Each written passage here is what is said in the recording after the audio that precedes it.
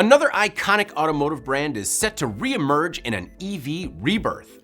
Scout Motors on Friday announced plans to build a $2 billion manufacturing plant in Blythewood, South Carolina, about 20 miles north of Columbia. The plant will build next-generation trucks and rugged SUVs inspired by the Scout vehicles produced from 1961 to 1980.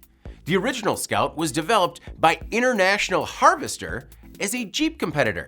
The new plant could create more than 4,000 permanent jobs, employees tasked with producing some 200,000 Scouts each year. Groundbreaking is scheduled for mid-2023, and production is projected to begin in 2026, with retail sales coming soon thereafter.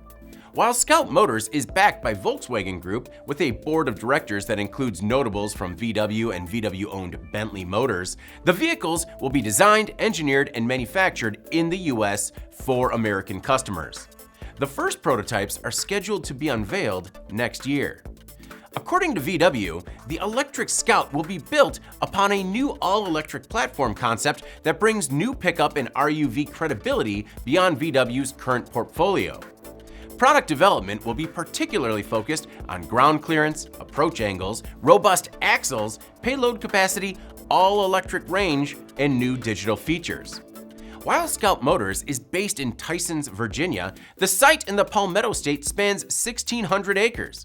The plant will occupy 1,100 acres. VW sees Scout as a way to increase profitability and market share in the US. According to Arno Antlitz, CFO of Volkswagen Group, allowing Scout Motors to operate independently is part of a new corporate strategy that empowers small units to act more like a startup, but with access to the car makers' tech platforms.